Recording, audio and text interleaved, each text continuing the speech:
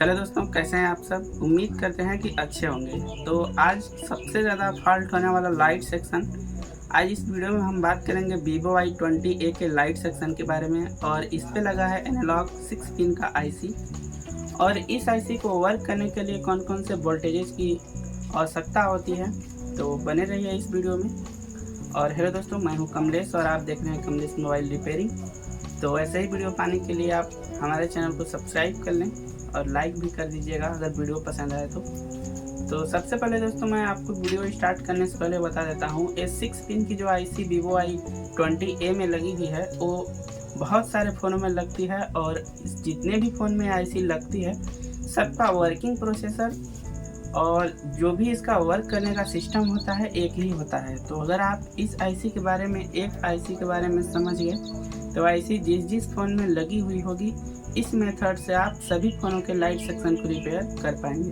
तो चलिए पीसी पे और इसका हम सर्किट डायग्राम और हार्डवेयर सॉल्यूशन देखते हैं और समझते हैं। जैसा कि हम पीसी पे आ चुके हैं और एक हमारे पास है Redmi 5A का, यह है लेआउट, और इसमें लगा है वही 6 पिन का डिजिटल एनालॉग आईसी जो कि Vivo Y20A में लगा है। और आपको पता होगा या नहीं होगा, Vivo Y20A का कोई भी स्कीमेटिक डायग्राम नहीं है। तो जो आईसी उस पे लगी है यही आईसी इसमें भी लगी है, तो इसके थ्रू हम डायग्नोसिस कर सकते हैं किसी भी फ़ोन को। तो चलिए कैसे होता है वो आपको दिखाते हैं। तो ये देखिए हमारे पास ओपन हो गई है जो कि वही सेम आईसी है और इस पे भी 6 पिन है। तो किसी भी सिस्टम या फिर इस जो भी आईसी है उसका सबसे पहले हमको चेक करना होता है इनपुट वोल्टेज, कि उस पर कितना इनपुट हो रहा है। तो इसमें अगर हम चेक करते हैं तो सबसे पहले कोई भी फ़ोन में इसका BPH पावर सप्लाई इसी आईसी का इनपुट है। यानी कि आप देखेंगे कि यहाँ पे लिखा है BPH पावर और इसके 6 नंबर पिन पे VN लिखा है, यानी कि वोल्टेज इन का पिन है। तो ज़्यादा समय हम आपका नहीं लेंगे, एक छोटा सा डायग्राम समझा देते हैं और इसी तरीके से काम करता है। तो देखिए दोस्तों, इसका 1, 2, 3 नंबर पिन से कोई मतलब नहीं है। हालांकि मतलब तो बहुत है, लेकिन ऐसे काम में कोई मतलब नहीं है, क्योंकि 1 नंबर की पिन एक 0 ohms के रजिस्टर के साथ हमारा LED कैथोड का लाइन है, जो कि बहुत ही इम्पोर्टेंट है। अगर LED कैथोड का लाइन मिस हो गया फिर भी आपके फ़ोन में लाइट नहीं आएगी। तो इसको समझ लेते हैं कि जो आईसी है 6 नंबर पिन पे हमारा इन होता है वोल्टेज, और इसके रास्ते में जो आता है एक कॉइल होता है जो कि बूस्ट कॉइल होता है। और बूस्ट कॉइल के साथ ही देखिए जो लाइन गई है, एक कैपेसिटर लगा के इसको ग्राउंड कर दिया गया है। तो सबसे पहले इस कैपेसिटर पे आता है VN, और VN के बाद इस कॉइल पे, और कॉइल से डायरेक्ट इन होता है 6 नंबर पिन पे, और 6 नंबर पिन के इन होने के बाद 4 नंबर पिन पे स्विचिंग होता है, और स्विचिंग होने के बाद फिर इसका सिरा कॉइल में मिलता है, और कॉइल में मिलने के बाद डायरेक्ट इस रेक्टिफायर डायोड के पास जाता है, और रेक्टिफायर डायोड के पास यही लाइन होके हमारी आगे जाती है, जो कि 2 कैपेसिटर लगे हैं 50-50 वाट के, जो कि बूस्ट डायोड या बूस्ट कैपेसिटर भी होते हैं। और जस्ट उसके आगे जब ये दोनों कैपेसिटर के बाद देखिए लाइन सीधे जा रही है हमारी RF 2303, यानी कि 1000 ohms, यानी एक रजिस्टर लगा हुआ है, और इसी के सिरे में और ये डायरेक्ट LEDA लिखा है, यानी कि LED एनोड का लाइन है जो कि हमारे डिस्प्ले सेक्शन को जाती है। तो अब हम इसी के हिसाब से देख लेते हैं Vivo Y20A का हार्डवेयर सॉल्यूशन। देखिए दोस्तों, हार्डवेयर सॉल्यूशन होने से कोई ये नहीं है, बल्कि आपको पता होना चाहिए कि कौन से सिस्टम पे या कौन से पिन पे कब और कैसे वोल्टेज आता है, इसके बारे में जानना ज़रूरी है। अगर आपको स्कीमेटिक या ये चीज़ पता नहीं है तो आप हार्डवेयर सॉल्यूशन सिर्फ जम्फर लगा सकते हैं, बाकी कुछ नहीं कर सकते।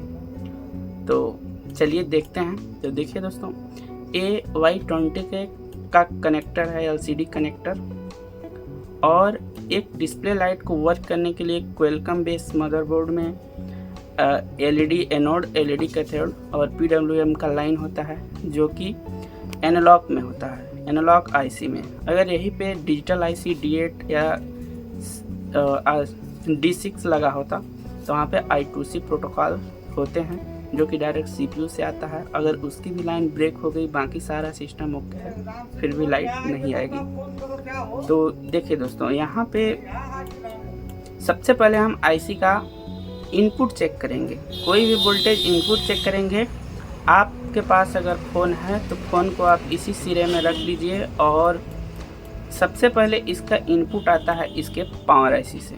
यहाँ पे जो चार्जिंग आईसी लगी है यही पावर आईसी का काम करती है और यही VPS इसको प्रोवाइड कराती है। तो देखिए यहाँ से इस वाले सबसे पहले कॉइल से होके और इस वाले कैपेसिटर के साथ में ये हमारी डायरेक्ट VPS वोल्टेज जो कि 3.7 से 4.2 यानी कि जितना आप में बैटरी होगा उतना ही वोल्टेज यहाँ पे आपको देखने के लिए मिलेगा। तो सबसे पहले इस कैपेसिटर पे चेक करें तो वोल्टेज बन रहा है कि नहीं, और इस कॉइल पे चेक करें कि वो वोल्टेज आ रही है यहाँ तक कि नहीं। अगर आ रही है तो ठीक है, नहीं आ रही है, वोल्टेज ड्रॉप हो रही है, कुछ भी वोल्टेज नहीं बन रही है, तो आप समझ जाइए कि या तो एक कैपेसिटर शॉर्ट है या तो हमने जो बताया यहाँ का कैपेसिटर शॉर्ट है या ये पावर आईसी या चार्जिंग आईसी, ये हालांकि चार्जिंग आईसी है और PMI दोनों का एक काम करती है। तो यहाँ से ये आईसी ख़राब हो गई है, इसकी वजह से VPS नहीं बन रहा है और आपके लाइट आईसी को वर्क करने के लिए इनपुट वोल्टेज नहीं मिल पा रहा है। अगर यहाँ तक का कनेक्शन ठीक है तो आप इस कॉइल को देख लें। अधिकतर ये कॉइल ख़राब होने की वजह से भी लाइट का फॉल्ट आता है मैक्सिमम, लेकिन बिना देखे, बिना चेक किए और बिना समझे आप इस कॉइल को चेंज ना करें। इसको निकालें और डाइवर्ट मोड पे मीटर को सेट करें और सेट करने के बाद दोनों सिरा जब चेक करेंगे तो 0.2 से लेकर 0.9 तक की रीडिंग आएगी बीप के साथ, तो समझिए कॉइल सही है।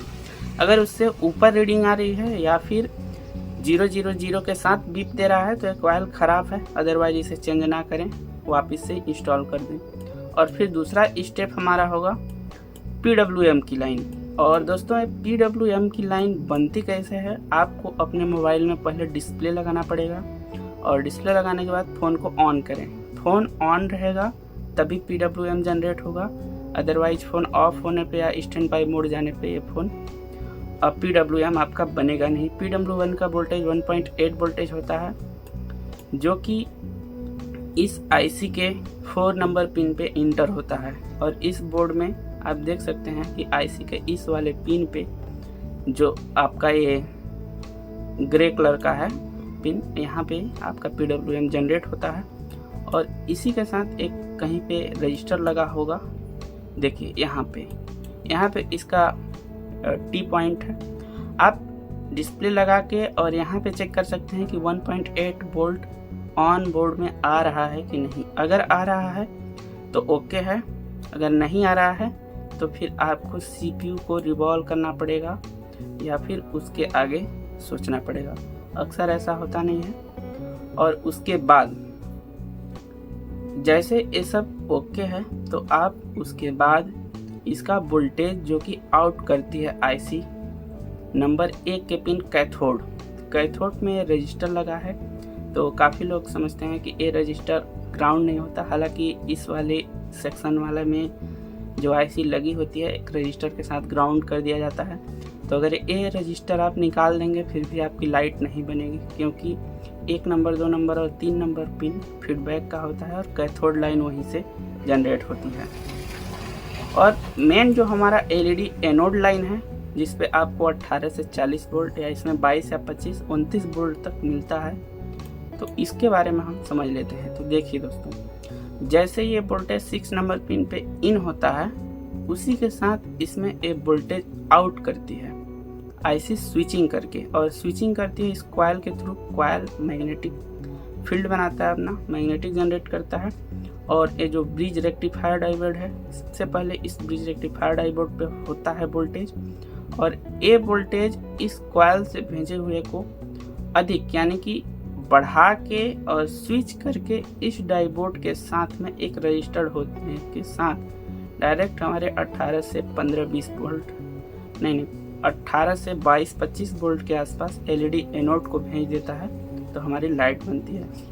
अगर ये लाइट नहीं बन रही है तो आप चेक करें कि या तो एक कैपेसिटर ख़राब है, या डायोड ख़राब है, या कॉइल ख़राब है। अगर आपका सारा सिस्टम ओके है तो आप आईसी चेंज कर सकते हैं, नहीं तो अगर आप ऐसे ही तुक्केबाजी में चेंज करेंगे तो हो सकता है आपकी आईसी ख़राब हो, या रेक्टिफायर डायोड चेंज कर रहे हो, या कॉइल चेंज कर रहे हो, या पे कहीं पे शॉर्टिंग है। शॉर्टिंग की वजह से भी ये होता है।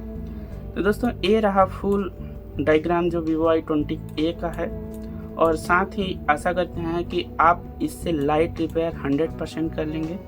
अगर नहीं होता है तो दूसरा कोई सॉल्यूशन नहीं है, इसका सॉल्यूशन फिर है तो बाईपास करके एलईडी लाइट बैठाना पड़ता है।